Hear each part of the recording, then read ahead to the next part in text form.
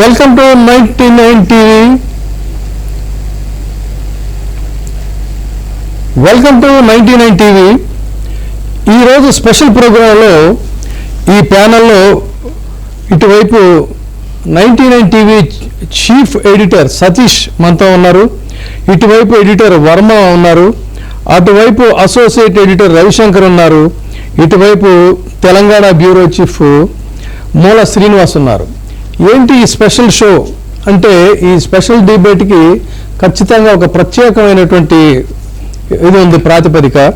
అదేంటన్నట్లయితే ప్రభుత్వ భూముల్ని రక్షించటం కోసం ఏర్పాటైనటువంటి 22A. 22A అయితే ప్రభుత్వం ప్రజల ఆస్తులకి మేము ఒక హక్కుదారుగా ఉంటామని చెప్పిందో, అదే 22A ఇవాళ పాలకులకి కాసులు పండించేటువంటి ఒక ఆధారుగా మారిందా? ఇంతమంది లక్షలాది మంది ప్రజల్ని పీడించేటువంటి ఒక నైట్ మేర్గా ఈ 22A రూపొందిందా? ఎందుకు ఈ 22A అనేటువంటిది ప్రజల ఆస్తులకి అడ్డంకిగా మారింది?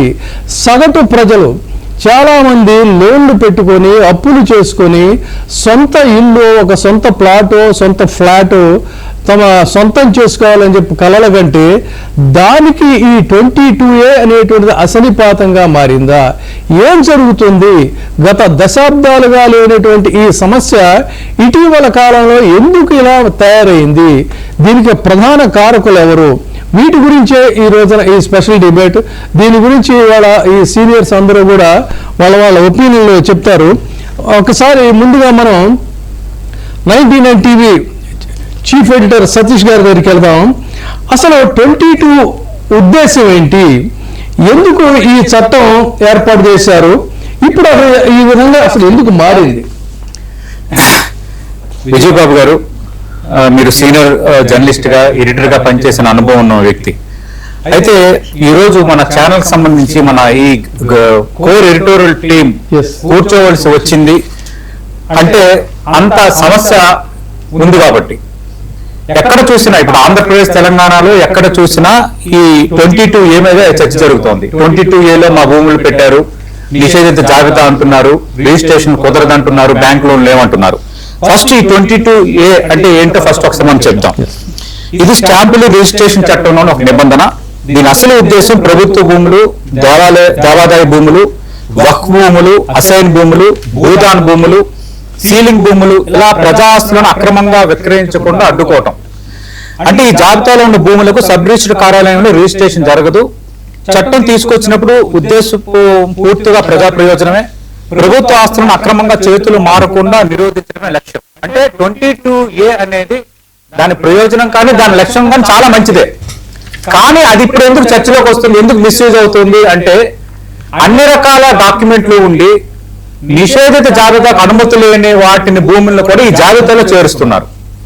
ఈ జాబితాలో చేర్చడానికి సంబంధించిన కాంట్రవర్సీ ఇప్పుడు లేస్తోంది. ఇప్పుడు సాధారణంగా మనం ఒక భూమిని కొనుగోలు చేసే సమయంలో సర్వే నంబరు, పట్ట, లింక్ డాక్యుమెంట్లు, అలాగే ఎన్కంబరెన్స్ సర్టిఫికేట్ ఇవే చాలు అనుకుంటాం. కానీ ఇప్పుడు కొత్త ప్రశ్న ఏమొస్తుంది, మీ భూమి 22A జాబితాలో ఉందా అన్న ప్రశ్న. అంటే ఒక్కసారి భూమి 22A జాబితాలో చేరితే యజమాని పేరు మీద ఉన్న పట్టా ఉన్న రిజిస్ట్రేషన్ ఆగిపోతుంది, అమ్మలేరు, కొనలేరు, బ్యాంక్ రుణం కూడా పొందలేరు. అందుకే ఇప్పుడు ఇది లక్షలాది కుటుంబాల ఆర్థిక భవిష్యత్తుతో ముడిపడి ఉన్న అంశంగా కనిపిస్తోంది. 2 తెలుగు రాష్ట్రాల్లో దాదాపు 2 కోట్ల మంది ఎఫెక్ట్ అయ్యే ఒక అంశంగా మారిపోయింది. అయితే ఇప్పుడు ఇందులో చేరుస్తున్నారు. బయటేమో ప్రభుత్వాలు ఎలాంటి ఇబ్బంది లేదు, 40 రోజుల్లో పూర్తి చేయాలి, ఇబ్బంది పెట్టద్దు అంటున్నారు. బట్ తెరవడం జరుగుతుంది మరొకటి. ఈ 22A కింద ఏదైతే భూములు పెట్టారో వాటికి అన్ని రకాల డాక్యుమెంట్లు, అన్ని రకాల అర్హతలు ఉన్నప్పటికీ కూడా ఇది ఒక సాగ్గా చూపిస్తున్నారు. కోర్టు ఆర్డర్లు ఉన్నాయని చెప్పిన తర్వాత కూడా కోర్టు ఆర్డర్లను కూడా బేఖాతరు చేస్తున్న పరిస్థితి మనకి కనిపిస్తోంది. చాలా భూముల విషయంలో జరుగుతోంది. దీనికి ఒక ఎగ్జాంపుల్ విజయబాబు గారు, ఈ మధ్యకాలంలో మనం చూసాం హైడ్రా కమిషనర్ రంగనాథ్ విషయంలో హైకోర్టు చేసిన వ్యాఖ్యలు. ఒకటి ఏముంది, it should be rule of law, it should not be rule of man అని ఉంది. అంటే ఎప్పుడైనా న్యాయం అనేది నిలబడాలి కానీ ఒక వ్యక్తి అనేది డిసైడ్ చేయలేడు అని. ఇప్పుడు అదే జరుగుతోంది. ఈ 22A కింద ఎవరైతే నిషేధిత జాబితాకు అర్హత లేని భూములను చేర్పించి దీనికి సంబంధించి అవినీతికి పాల్పడాలనుకుంటున్నారో అనుమతులు ఇవ్వట్లేదు, ఖచ్చితంగా వాళ్ళు రేపొద్దున చట్టం ముందు నిలబడాల్సిన వాతావరణం రావచ్చు. ఎందుకంటే కోర్టు ఆదేశాలు ఉన్న, కోర్టు ఆర్డర్స్ ఉన్న వాళ్ళు ధిక్కరిస్తున్నారంటే అంటే ఎంతకి బరితెగిస్తున్నారు అన్నది ఇప్పుడు ప్రజల్లో చర్చ. అందుకు ప్రజలకి అండగా నిలబడాలి, ప్రజల వాటిని మనం వినిపించగలగాలి. ఎస్, ఇదే విషయాన్ని మనం ఎడిటర్ వర్మ దగ్గరికి వెళ్దాం. అసలు ఇక్కడ ప్రధానమైన అంశం ఏంటంటే మనం ఇంత వైడ్గా 2 రాష్ట్రాల్లో ఈ సమస్య అయితే విస్తృతంగా ఉంది. కానీ first confine to Hyderabad, Rangareddy, Medchal, Malkajgiri, Sangareddy ఇక్కడికి వద్దాం. వచ్చినట్టయితే హైదరాబాద్లో వేలాది ప్లాట్లు, వేలాది ఫ్లాట్లు, అంటే అపార్ట్మెంట్లు, ఇవన్నీ కూడా ఉన్నట్టుండి ఓవర్ నైట్ చాలామంది అపార్ట్మెంట్లు కట్టుకున్నారు, బ్యాంకులు లోన్లు ఇచ్చాయి, అమ్ముకున్నారు, మళ్ళీ వాళ్ళకి బ్యాంకులు లోన్లు ఇచ్చాయి. ఇలాంటి పరిస్థితుల్లో ఒక్కసారిగా ఒక పిడుగుపాటులాగా ఉన్నట్టుండి 22A కింద మీ అన్నీ కూడా ఉన్నాయి కాబట్టి ఫర్దర్ రిజిస్ట్రేషన్లు ఆపేస్తున్నామని చెప్తున్నారు. ఫర్దర్ రిజిస్ట్రేషన్లు ఆపేస్తున్నామని చెప్పానంటే మనతోటి సామాజిక స్పృహ ఉన్నటువంటి మనతో పాటు కొన్ని ఇతర ఛానల్స్ కూడా దీన్ని జర్నలిస్టుల బాధ్యతగా హైలైట్ చేస్తే, ఆయన తాజాగా నిన్న గౌరవ రెవెన్యూ శాఖ మార్చులు పొంగులేటి శ్రీనివాసరెడ్డి గారు ఒక ప్రకటన చేశారనేటువంటిది వచ్చింది. అంటే మనకి వీడియో పరంగా, ఆడియో పరంగా లేదు, కానీ ప్రకటన మాత్రం వచ్చింది. ఈ ప్రకటనలో ఆయన చెప్తుంది ఏంటంటే, ఒక్క అంగుళం భూమి కూడా ప్రజల భూమిని మేము తీసుకోలేదు అని చెప్తున్నారు. ఇక్కడే నేను ఒక ఆసక్తికరమైనటువంటి ఒక కేస్ స్టడీ ఒకటి చెప్తున్నా. నా దృష్టికి వచ్చినటువంటిది ఏంటంటే, హైదరాబాద్ కుకట్పల్లికి సరౌండింగ్ ఏరియాల్లో ఒక వెంచరు పూర్తయింది. అందులో చాలామంది రిజిస్ట్రేషన్లు చేసుకున్నారు, గృహప్రవేశాలు కూడా అయిపోయాయి. అయిన తర్వాత రిమైనింగ్ వాటికి ఒక్కసారిగా 22A అనేటువంటి పిడుగు పడింది. ఈ పిడుగు పడటం వల్ల లిటరల్లీ 500 కుటుంబాలు, 500 కుటుంబాలంటే ఎన్ని వేల మంది వ్యక్తుల యొక్క వాళ్ళ యొక్క జీవితం, వాళ్ళ యొక్క భవిష్యత్తు, అంటే వాళ్ళ పిల్లల భవిష్యత్తు, ఇవన్నీ కూడా ఏంటంటే ఒక నైట్ మేర్గా తయారైపోయిన పరిస్థితి. ఇది ఓన్లీ ఒక ఎగ్జాంపులే. అయితే ఏంటిది అని చెప్పని సదరు వీళ్ళందరూ కూడా కోర్టుకు వెళ్ళారు. కోర్టుకు వెళితే కోర్టు అంతా పరిశీలించిన తర్వాత గౌరవ హైకోర్టు వీళ్ళకి అనుకూలమైనటువంటి తీర్పు ఇచ్చింది. సో ఖచ్చితంగా మనకి తెలుసు కోర్టు తీర్పు అనేటువంటిది గత ప్రభుత్వాలు ఎంత అట్మోస్ట్ గౌరవంతో దాన్ని ఇంప్లిమెంట్ చేసాయి. అయితే ఆ కోర్టు తీర్పులదే ఉందండి, ఇలాంటివి చాలా ఉంటాయని చెప్పని చాలా తేలిగ్గా తీసుకుంటున్నటువంటి పరిస్థితి. ఆ కోర్టు తీర్పును కూడా బేఖాతరు చేసేటువంటి పరిస్థితుల్లో ఈ ప్రభుత్వాలు ఎందుకున్నాయి? సో దీని మీద కూడా మనం ఒక పరిశీలన చేసాం. ఇది చాలా ఆసక్తికరమైన అంశం. అసలు ఎక్కడ జరుగుతూ ఉంది ఈ ల్యాబ్స్ ఏంటి అనేది నేను ఫర్దర్గా తర్వాత మళ్ళీ ఆ అంశానికి వస్తాను. అసలు కోర్టు తీర్పును కూడా లెక్క చేయలేనటువంటి పరిస్థితుల్లో ఎందుకు వీళ్ళు ఇలా తయారయ్యారో, అసలు ఏం జరుగుతుంది, దీని వెనక ఉన్నటువంటి ఉద్దేశం ఏంటి? థ్యాంక్ యూ విజయబాబు గారు. ఏదైతే తెలంగాణ రాష్ట్రంలో 2014 నుంచి కూడా ఈ అంశం గురించి మనం చర్చించాల్సిన అవసరం ఉంది. రాష్ట్ర విభజన నేపథ్యంలో 2014 నుంచి 16 వరకు జరిగిన అంశాలు ఏంటంటే, తెలంగాణ అవనియండి, ఆంధ్రప్రదేశ్ ప్రాంతం అవనియండి, ఇందులో ఉన్నవి కొన్ని నిషేధిత భూములు ఉన్నాయన్న అంశం మీద 22A అనే అంశాన్ని తీసుకురావడం జరిగింది. సరే, ఆ తర్వాత వీరు ధరణి పోర్టల్ అన్నారు, అందులో ఏవో ఇబ్బందికర పరిస్థితులు ఉన్నాయన్నారు, చాలా మంది దీని మీద వ్యతిరేకత వ్యక్తం చేశారు, రైతులు కూడా దీని మీద ఆందోళన చేశారు, మావన్నీ కూడా ఆ నిషేధిత భూముల్లో పడిపోతున్నాయని. సరే, కాంగ్రెస్ ప్రభుత్వం వచ్చిన తర్వాత వీళ్ళు తీసుకున్న మరొక విధానం. సో ప్రభుత్వాలు మారినప్పుడల్లా వీళ్ళు విధానాలు తీసుకోవడంలో తప్పు లేదు, ప్రజలు వాళ్ళకి పట్టం కట్టారు కాబట్టి వాళ్ళు రాజకీయం చేయొచ్చు. కానీ సామాన్య మధ్యతరగతి కుటుంబీకులు, వ్యాపారస్తులు, రియల్టర్లు, హైదరాబాద్ మహానగరంలో వివిధ రాష్ట్రాల నుంచి లక్షలాది మంది ఇక్కడికి రావడం జరిగింది. ఇక్కడ ఒక నివాసం ఏర్పరచుకున్నారు. రియల్టర్లు అద్భుతమైన బిజినెస్ జరుగుతున్నది, ప్రభుత్వానికి కూడా చాలా ఆదాయం వస్తున్నది. ఆ నేపథ్యంలో ఇంకొక కీలకమైన అంశం ఏంటంటే సార్, మీరు చెప్పిన కొన్ని ప్రాంతాలే కాదండి, తెలంగాణ రాష్ట్ర వ్యాప్తంగా 93 లక్షల ఎకరాలు 22Aలో పెట్టడానికి ఒక ప్రణాళికలు సిద్ధం చేస్తున్నారు. అంటే ఎలాంటి పరిస్థితులు ఉన్నదంటే, సుమారు 1,00,00,000 ఎకరాలు నిషేధిత భూములు తెలంగాణ రాష్ట్రంలో ఉన్నాయా అంటే కావాలని ఎవరైనా చేస్తున్నారు. అంటే ఇది ఒక స్వర్గధామంలా అయిపోయింది. అధికారులు కానివ్వండి, రాజకీయ నాయకులు కానీ ఏదన్నా ఒక కంప్లైంట్ పెడితే ఎంఆర్ఓనో లేకపోతే ఆర్డీఓనో ఎవరన్నా మేనేజ్ చేస్తే ఆయన తీసుకెళ్ళి 22Aలో పడేస్తారు. ఇంకా అక్కడ పడేసేటంటే ఇంక కోర్టుల చుట్టూ తిరగాలి, ఆయనకి ఏమన్నా తృణమోపనమో సమర్పించుకోవాలి. అది కాదు, అది కొద్ది వ్యాలిడ్ భూమి అనుకుంటేలా ఉంటే అందులో ఇంత పర్సంటేజ్లు అని ఇవ్వాలి. ఈ నేపథ్యంలో చాలా దారుణమైన పరిస్థితులు చవి చూస్తే సిచ్యువేషన్ అయితే చాలా ప్రాంతాల్లో కనిపిస్తుంది. సో దీనికి ఏంటి సొల్యూషన్ అంటే మంత్రి గారు మీరు చెప్పినట్లుగా పొంగిలేటి గారు అసలు సెంటు భూమి కూడా మేము అందులో పెట్టలేమన్నారు. సెంటు భూమి పెట్టకపోతే ఇన్ని ఆందోళనలు, ఇన్ని ఆక్రందనలు ఎలా బయటకు వస్తున్నాయి? ఒక ఈ మీడియానే కాదు కదా, ప్రతిరోజు వార్తల్లో చూస్తే అదే కనిపిస్తున్నది. బీఆర్ఎస్ దాని మీద వ్యతిరేకిస్తున్నది, ఒక బీజేపీ వ్యతిరేకిస్తున్నది. అంటే రాజకీయ పరంగా ఏదో వ్యతిరేకించాలి, మీరు అధికారంలో ఉన్నారు అంటే వాళ్ళు చేయొచ్చు. కానీ సామాన్య ప్రజలు ప్రతిరోజు ఎంఆర్ఓ ఆఫీసులకు వెళ్ళండి, ఎంఆర్ఓ ఆఫీస్ రిపోర్టులు తెప్పించుకోండి, ఎంతమంది దీని మీద ఫైట్ చేస్తున్నారు, న్యాయస్థానాల్లో ఎన్ని కేసులు దీని మీద నడుస్తున్నాయో. సో ఏ ఒక్కటికి కూడా సమాధానం లేదు, చేతులు దుమ్ముకునే పనిలో ఉన్నారు. సో ఈ పరిస్థితి నుంచి కాంగ్రెస్ ప్రభుత్వం బయటికి రావాలి. ఒక పక్క హైడ్రా అనేది వ్యతిరేకత వ్యక్తం అవుతుంది, దాని మీద కూడా చాలా ఆరోపణలు ఉన్నాయి. మరొక వైపు ఈ అంశం 22A, ఈ రెండు కాంగ్రెస్ ప్రభుత్వానికి ఇబ్బందుల్లో నెట్టే విధంగా ఉన్నదన్నది వాస్తవాలు. వాళ్ళు దాని పరిగణలోకి తీసుకుంటారో, న్యాయం చేస్తారో చెయ్యరో అనే అంశం ఉంటే, మీరు చెప్పిన కేస్ స్టడీ సుమారు 500 మంది, ఒక ప్రాంతానికి సంబంధించిన వాళ్ళే 500 కుటుంబాలు అక్కడ ఇబ్బందికర పరిస్థితులు ఉంటాయి. కోర్టు కేసు ఉన్నారు, కోర్టు నుంచి మీరు ఎటువంటి డైరెక్షన్ తీసుకున్నా దానికి కూడా ఇంకో మెలికి పెడుతున్నారు సార్. ఎన్ఓసి కావాలంటారు. ఇప్పుడు కోర్టు తీసుకొచ్చినా, కోర్టు మీకు డైరెక్షన్ ఇచ్చినా అది వాళ్ళకి చెందేది అని చెప్పి అప్పగించినప్పటికీ ఎన్ఓసి తీసుకురావాలి. ఎన్ఓసి ఎవరి దగ్గర తీసుకురావాలి? మళ్ళీ వీళ్ళు చుట్టే తిరగాలి. ఆ ఎన్ఓసి ఇవ్వకపోతే మేము అంటారు. అంటే కోర్టు చెప్పినా మనకు అవసరం లేదు, లేకపోతే ఎన్ఓసీలు తేవాలనే ఒక మెలికి పెట్టి దీన్ని ఎంతో కొంత ముందుకు నడిపించే విధంగా ఉండాలి. సో ఈ పరిస్థితి నుంచి మరి రేవంత్ రెడ్డి గారు, ప్రభుత్వం, తెలంగాణ ప్రజలు ఎంతో ఆశించి కాంగ్రెస్ ప్రభుత్వానికి పట్టం కట్టారు. సో దాన్ని సామాన్య ప్రజలను ఇబ్బంది పెట్టకుండా ఉండే విధంగా రాష్ట్ర ప్రభుత్వం తక్షణమే దీని మీద చర్యలకి ముందుకు రావాలి, చర్యలు తీసుకోవాలి, ముందుకు రావాల్సిన అవసరం ఉంది. సో ఇదేంటంటే ఇక్కడతో ఆగదండి, ఇది చిలికి చిలికి గాలివానగా పోయి ఒక మహా ఉద్యమంలా ఉండే ప్రమాదం కూడా పొంచి ఉందని మాత్రం ప్రభుత్వం గుర్తించాలి. మరి మనం రవిశంకర్ దగ్గరికి వెళ్దాం, ఎడిటర్ రవిశంకర్. మరి ఇప్పుడు మన వర్మ చెప్పినట్టుగా దీని వెనక ఏదో ఒక స్వర్గధామం అని చెప్పని అన్నాడు ఆయన. అసలు ఏమిటా స్వర్గధామం? ఆ స్వర్గంలో ఉన్నటువంటి ఇంద్రాది దేవతలు ఎవరు? ఆ కుబేరుడు ఎవరు? అసలు ఏం జరుగుతూ ఉంది దీని వెనకాల? ఎందుకంటే రియల్ ఎస్టేట్ అనేటువంటి దీన్ని, వీటన్నిటినీ కూడా ఇవాళ వీళ్ళు ఒక కాసుల పంటగా మార్చుకున్నారనేది బాధితులు ఆరోపిస్తున్నారు. లక్షలాది మంది బాధితులు ఇప్పుడు చెప్పినట్టుగా. సో దీనికి ఏంటంటే రెవెన్యూ రికార్డులు, డిజిటల్ మ్యాపింగు, సర్వే పొరపాట్లు, పాలనా నిర్లక్ష్యం, ఇవన్నీ కూడా కలగాపులగమైనవి. అయితే దీనికి బాధ్యులు ఎవరు?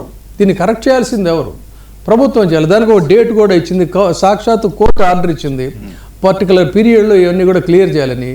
Even though they are not ready to listen all these things. And court ఆర్డర్స్ని కూడా వాళ్ళు చాలా అసలు ఎంత తృణీకార భావంతో చూస్తున్నారనే ఆరోపణలు కూడా వినిపిస్తున్నాయి. దీన్ని ఎలా చూడాలి? అంటే కోర్టులను కూడా ప్రభుత్వాలు పట్టించుకోవడం లేదు అంటే రూల్ ఆఫ్ లా ఏ రకంగా ఉంది రాష్ట్రంలో అనేది అర్థమవుతోంది. రియల్ ఎస్టేట్ రంగం ఈ గవర్నమెంట్ వచ్చిన తర్వాత ఈ 2.5 ఏళ్లలో ఏ రకంగా పడిపోయిందో చూస్తూ ఉన్నాం. దానికి అనేక కారణాలు చెప్తూ ఉన్నారు. ముఖ్యంగా ఈ రియల్ ఎస్టేట్ వ్యాపారుల మీద కొన్ని ఒత్తిడులు పెరిగాయి, కమిషన్ల కోసం కొంతమంది ప్రయత్నిస్తూ ఉన్నారు, ఒత్తిడి తెస్తూ ఉన్నారు అనేది ప్రధానంగా అధికార పార్టీ మీద జరుగుతోన్న ప్రచారం. ఇప్పుడు ఇక్కడ చూసుకుంటే కనుక పెద్దలు విజయబాబు గారు చెప్పినట్టుగా, అలాగే చీఫ్ ఎడిటర్ సతీష్ గారు, అలాగే ఎడిటర్ వర్మ గారు చెప్పినట్టుగా రిజిస్ట్రేషన్ చట్టంలోని ఈ 22A సెక్షన్ ఏదైతే ఉందో పేదలు, మధ్య తరగతి వాళ్ళకి పెను శాపంగా మారుతోంది. వాళ్ళు చాలా కష్టపడి ఎంతో అంతో సేవ్ చేసుకుని ఒక ఇల్లో లేకపోతే ఒక ప్లాటో కొనుక్కునే ప్రయత్నం చేస్తూ ఉంటారు. అటువంటి క్రమంలో అంటే ఒక 20-30 ఏళ్ల క్రితం ఆ ఇల్లు కొనుక్కుంటారు. వాళ్ళ కొడుకు చదువు కోసమో లేకపోతే వాళ్ళ కుమార్తె పెళ్లి కోసమో వాళ్ళు దాన్ని అమ్మే ప్రయత్నం చేసినప్పుడు మీ భూమి 22A ఉంది, ఆ పరిధిలో ఉంది కాబట్టి మీరు అమ్మలేరు అని చెప్పేసి వెంటనే, అంటే విజయబాబు గారు జరుగుతున్న ప్రచారం ఇక్కడ అధికారులే రిజిస్ట్రారే సలహా ఇస్తారంట, పలానా వాళ్ళని కలవండి మీరు వెళ్ళి అని చెప్పేసి. అంటే వెంటనే వాళ్ళు ఎంటర్ అయిపోయి మేము చేయిస్తాము అని చెప్పి ఒక సెటిల్మెంట్ చేసుకునే ప్రయత్నం. ఇది సామాన్యులకు మాత్రమే పరిమితం కాలేదు. రియల్ ఎస్టేట్ వ్యాపారులు, బడా రియల్ ఎస్టేట్ వ్యాపారులు, బిల్డర్లు కూడా ఈ సమస్యను ఫేస్ చేస్తూ ఉన్నట్లుగా మనకి తెలుస్తూ ఉంది. వాళ్ళ దగ్గరికి వెళ్ళి ఏదైనా రిజిస్ట్రేషన్ అవ్వాలి అంటే 22Aలో ఇది ఉంది కాబట్టి ఖచ్చితంగా మీరు దీన్ని సెటిల్ చేసుకోండి అని చెప్పేసి వేరే వాళ్ళు సెటిల్ చేసి పెద్ద మొత్తంలో డబ్బులు చేతులు మారుతూ ఉన్నాయి.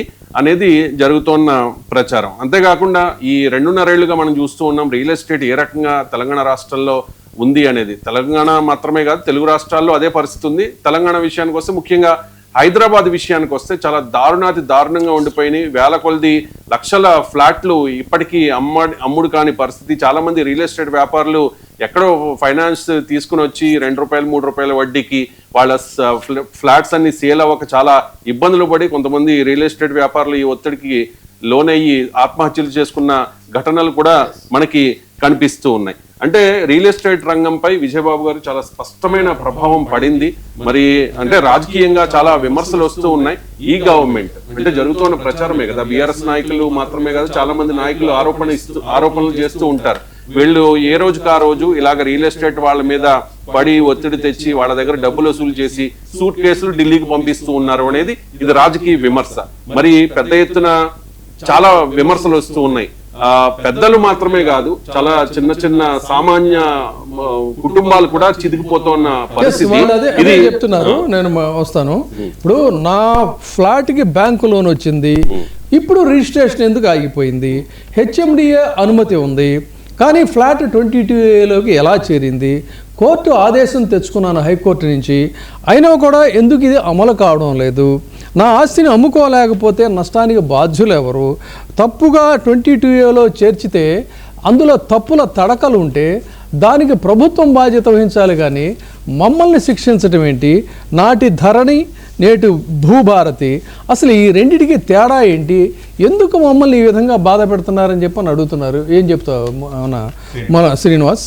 ఓకే సార్, విజయబాబు గారు, వాస్తవానికి ఉమ్మడి రాష్ట్రంగా ఉన్న ఆంధ్రప్రదేశ్, తెలంగాణ, ఆంధ్రప్రదేశ్ విడిపోయిన తర్వాత తెలంగాణలో ప్రభుత్వం కొన్ని సంస్కరణలు తీసుకురావడానికి ప్రయత్నించింది. దాంట్లో ముఖ్యంగా ధరణి అనే ఒక పోర్టల్ తీసుకొచ్చింది. ఎందుకంటే భూములను క్రమబద్ధీకరించాలి.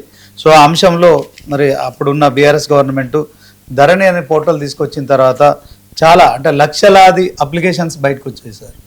దానివల్ల అన్నదమ్ముల మధ్య గొడవలు, ఆస్తి పంచాయతీ గొడవలు, భూముల విషయంలో 5 లక్షలకు పైగా దరఖాస్తులు తెలంగాణ ప్రభుత్వం ఉన్న సమయంలో బయటకు వచ్చాయి.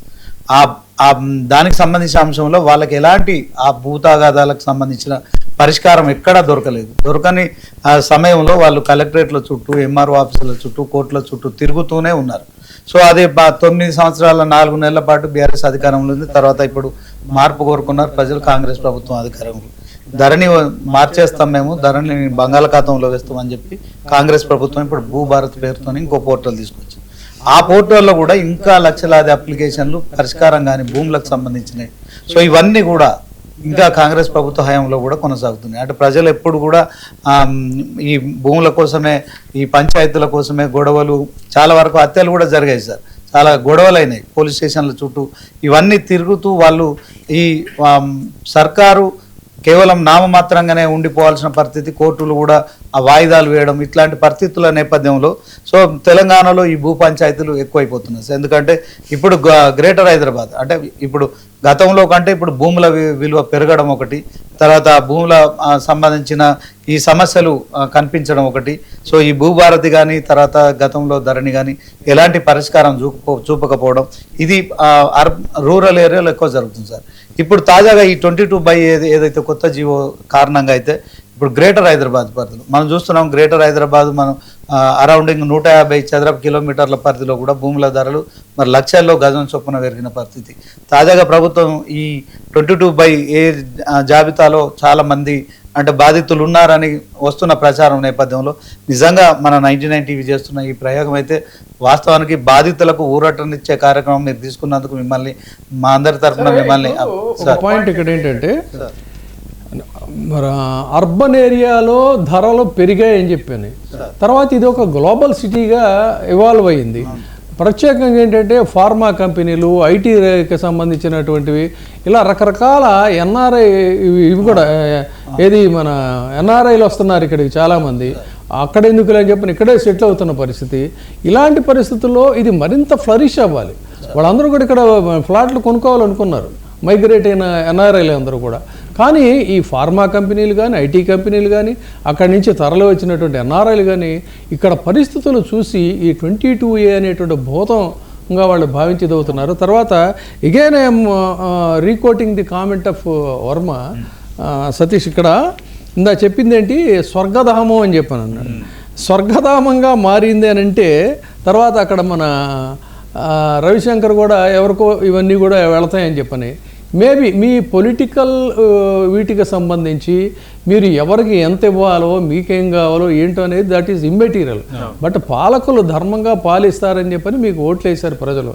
దానికి ప్రజల్ని శిక్షించడం ఏంటి, ప్రజాధనాన్ని మీరు వాటాలు వేసుకొని పంచుకోవడం ఏంటి అనేది బాధితులు అడుగుతున్నారు. ఎందుకంటే మన కార్యాలయానికి ఈ కార్యక్రమం పెట్టడంలో ఉద్దేశం కూడా ఏంటంటే, నిన్న ఒక కార్యక్రమం పెడితే ఇవాళ పొద్దున్నుంచి చూశారు కదా మీరంతా, ఎంతమంది మన కార్యాలయానికి వస్తున్నారంటే వీళ్ళందరూ బాధితులు. And moreover they are carrying the verdict of high court order. ఆ హైకోర్టు ఆర్డర్ తీసుకొని వస్తూ ఉన్నారు. వాళ్ళు చెప్తున్న మాట ఏంటంటే, సార్ మాకు ఇట్లా అన్నీ మేము చేసుకున్నాం, మా ఇష్యూ అంతా కూడా ఇదైంది, అయితే ఏంటంటే సరే ఏదన్నా గ్రీవియన్సెస్ ఉంటే రమ్మన్నారు కదా అని వెళితే మనకి అదేది అపరిచితుడు సినిమాలోనూ ఎందులో చూపిస్తాడు కదా, ఇక్కడి నుంచి అక్కడికి వెళ్ళు, అక్కడి నుంచి ఇక్కడికి వెళ్ళు, ఎక్కడి నుంచి ఇక్కడికి వెళ్ళు అని చెప్పని. సో ఆ విధంగా చెప్తా వచ్చారు. సో ఇదంతా కూడా ఏంటంటే వాళ్ళు అన్న మాటను నేను కోట్ చేస్తున్నా, పంచభూతాల మధ్య, పంచభూతాలు అంటే పాజిటివ్ వర్డ్, కానీ ఈ భూతాలు వేరు, వీటి మధ్య మేము ఇరుక్కుపోయాము సార్, కోర్టు ఆర్డర్ని కూడా వాళ్ళు లెక్క చేయటం లేదంటే ఎవరమ్మా అని చెప్పని నేను అడిగితే వాళ్ళు చెప్పిన మాట ఏంటంటే, Hanuma Rajiv Gandhi IG stamps and registration, అక్కడి నుంచి Ravinder Rao district registrar, sub registrar Kukatpally Rajasekhar Reddy, Narayana Reddy collector Medchal Malkajgiri district, ఫైనల్గా రెవెన్యూ శాఖ మార్చులు stamps and revenue registration department Ponguleti Srinivasa Reddy గారు. ఈ 5గురు మధ్య కబంధ హస్తాల్లో మేము నలిగిపోతున్నాం అనేటువంటి దీన్ని బాధితులు మన కార్యాలయానికి వచ్చి చెప్పినటువంటి మాట. ఇంత ఓపెన్గా కూడా వీళ్ళు చెప్తున్నటువంటి మాట చూస్తే అసలు ఏంటి ఇది ఇది ఇది నిజమేనా? మరి ఆయనేమో చూస్తే ఒక్క అంగుళం కూడా మేము ఇది చేయలేదన్నప్పుడు ఇన్ని లక్షల మంది బాధితులు ఎక్కడి నుంచి వచ్చారు? ఒకవేళ if you are fair on your part, ఇంతమంది లక్షల మంది కంప్లైంట్ మన గవర్నమెంట్ మీద కంప్లైంట్ చేయటం ఇమ్మీడియట్గా నిన్న ప్రకటన ఇచ్చారు కదా, దాన్ని ప్రాసెస్ చేయడానికి ఏదైనా కమిటీ వేసినట్టు ఏమైనా చెప్పారా? లేదు. మరి ఇన్ని లక్షల మంది యొక్క గ్రీవియన్సెస్ అన్నీ కూడా మీరు ఎలా తీరుస్తారు? Why you are not honouring the verdict of Honorable High Court? So this is my question on behalf of the sufferers. Yes. అంటే విజయబాబు గారు, ఇక్కడ మీరు అన్నట్టుగా ధర్మంగా చెయ్యాలి అన్నారు. మరి ధర్మంగా చేసేటుంటే మనం ఎందుకు ఇంత డిబేట్ పెట్టాలి? ఎందుకు 2 తెలుగు రాష్ట్రాల్లో, ప్రధానంగా తెలంగాణలో ఎందుకు ఇంత పెద్ద ఇష్యూ అవ్వాలి? ఇక్కడ ఏంటంటే మీరు కొన్ని పేర్లు చదివారు. అలాగే నిన్న ముఖ్యమంత్రి రేవంత్ రెడ్డి 40 రోజుల్లో మొత్తం సమస్యలు పరిష్కరించాలన్నారు. ఎలాంటి ఇష్యూస్ లేవని రెవెన్యూ శాఖ మంత్రి పొంగులేటి శ్రీనివాసరెడ్డి చెప్తున్నాడు. అక్కడ కూడా అనగాని సత్యప్రసాద్ ఆంధ్రప్రదేశ్లో కూడా రెవెన్యూ మంత్రి అదే చెప్తున్నాడు. 2 రాష్ట్రాల్లో ఉంది. కానీ ఇక్కడ ఎందుకు పెద్ద సమస్య ఉందంటే, హైదరాబాద్ అనేది it's real estate hub. Real estate భూము హైదరాబాద్ లో ఉన్నట్టు తెలుగు రాష్ట్రాల్లో ఎక్కడా లేదు. ఇక్కడ ఉన్నంత ల్యాండ్ కాస్ట్ తెలుగు రాష్ట్రాల్లో ఎక్కడ కూడా లేదు. ఇక్కడ ఏంటంటే రియల్ ఎస్టేట్ డెవలప్ అయ్యింది, హైదరాబాద్ అభివృద్ధికి, తెలంగాణ అభివృద్ధికి ఇది ఒక సూచకంగా మారింది అని అందరూ అనుకుంటున్నాము. ఒక పాజిటివ్ వేవ్ క్రియేట్ అయింది. మనం చూసాం, కాంగ్రెస్ ప్రభుత్వం అధికారంలో రావడానికి 5 సంవత్సరాల ముందు రియల్ ఎస్టేట్ భూమి ఏ స్థాయిలో పెరిగిందో, కానీ కాంగ్రెస్ అధికారంలోకి వచ్చిన తర్వాత ఒక్కసారిగా రియల్ ఎస్టేట్ కింద డమాలని పడిపోయింది. ఇప్పుడు ఈ 22A వల్ల అసలు ఇంకా ఆకాశం అంటే నేలవైపు చూస్తున్న వాతావరణం క్రియేట్ అయిపోయింది. వస్తున్న బాధితులందరూ, ఇంత వేలాది మంది బాధితులు ఎందుకు వస్తున్నారు? ఎందుకు ఇష్యూ అవుతుంది? ప్రతి జిల్లా కలెక్టర్ కార్యాలయాల్లో, అలాగే జాయింట్ కలెక్టర్ కార్యాలయాల్లో ఈ గ్రీవెన్స్ కార్యక్రమాలు నిర్వహిస్తారు. ఈ గ్రీవెన్స్ కార్యక్రమాల్లో దాదాపు ఒక 100 అర్జీలు వస్తే అందులో ఒక 70 నుంచి 80 22A మీదే ఉంటున్నాయి. అంటే మరి తప్పు జరుగుతున్నట్ట లేనట్ట? అసలు తప్పు జరగలేదని ఎట్లా అంటారు? ఇదంతా ఏంటంటే ఒక మనందరికీ కానీ ప్రజలకు కానీ ఒక సినిమా చూపిస్తున్నారు. భూమి అనేది దండుకోవడానికి ఒక మార్గం అయిపోయింది కొందరికి అనేది సుస్పష్టం.